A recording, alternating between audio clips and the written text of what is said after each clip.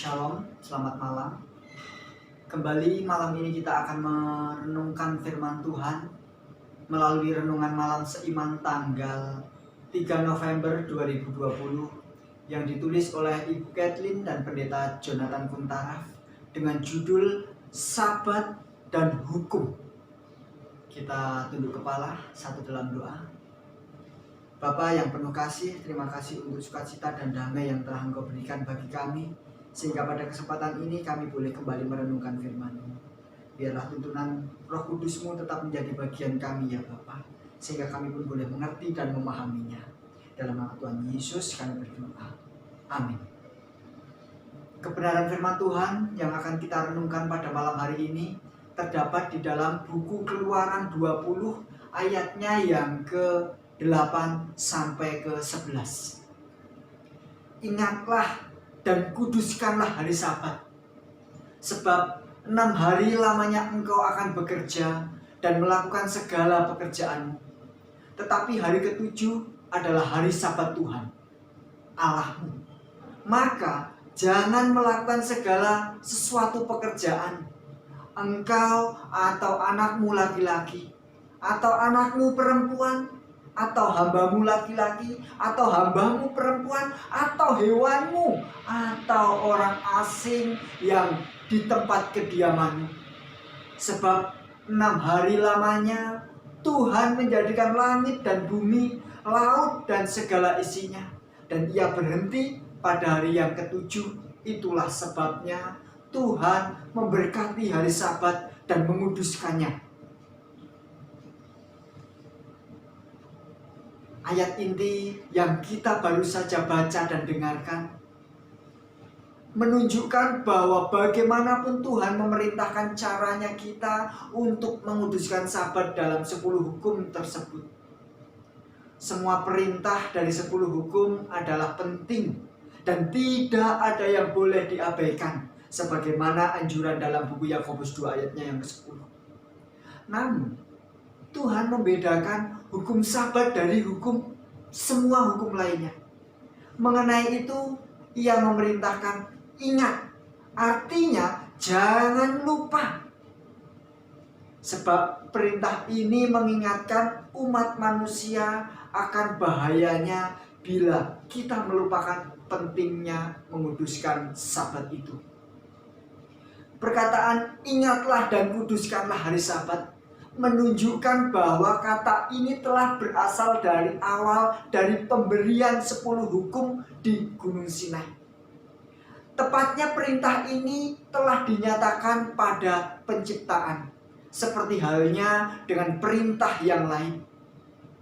Allah bermaksud agar kita merayakan Sabat sebagai peringatan penciptaannya. Artinya waktu untuk beristirahat dan beribadah yang mengarahkan kita untuk merenungkan Tuhan dan karya-karyanya. Sebagai peringatan penciptaan, maka menguduskan hari Sabat merupakan suatu penangkal untuk penyembahan berhala. Dengan mengingatkan kita bahwa Allah menciptakan langit dan bumi, maka kita diingatkan akan perbedaan Allah dari semua Allah yang palsu. Memelihara hari Sabat juga merupakan tanda kesetiaan kita kepada Allah yang benar. Jadi, dengan perkataan lain, bila mana kita memelihara hari Sabat, ini menunjukkan suatu tanda bahwa kita mengakui kedaulatan Tuhan Allah sebagai pencipta dunia ini dan raja kita semua. Perintah Sabat juga berfungsi sebagai materai hukum Allah. Secara umum, materai mengandung 3 unsur, yaitu pemilik materai itu, gelarnya, dan yurisdiksinya. Suatu materai biasanya digunakan untuk memvalidasikan dokumen-dokumen yang penting. Dokumen itu membawa otoritas pejabat yang memateraikannya di atas dokumen tersebut. Artinya Materai itu menyiratkan bahwa pejabat itu sendiri menyetujui undang-undang dan bahwa semua kuasa jabatannya berdiri di belakangnya. Di antara 10 perintah, perintah Sabatlah yang mengandung unsur vital dari suatu materai. Ini adalah satu-satunya dari 10 perintah yang mengidentifikasikan Allah yang benar dengan memberikan namanya. Tuhan Allahmu, gelarnya Dia yang menjadikan dunia ini sebagai sang pencipta dan wilayahnya adalah langit dan bumi.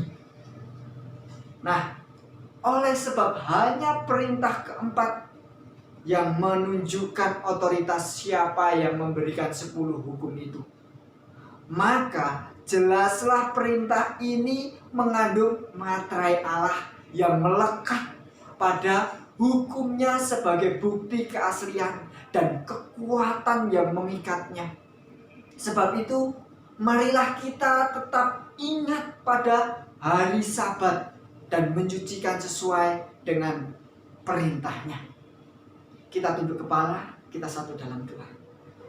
Bapa, terima kasih di mana Engkau pada kesempatan ini mengingatkan kembali bagi kami semua akan hari penciptaan, sehingga kami hari Sabat boleh senantiasa beribadah untuk mensucikannya.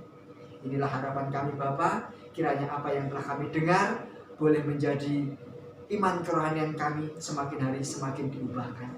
Di dalam nama Tuhan Yesus ya Bapa, kami berdoa. Amin. Tuhan memberkati.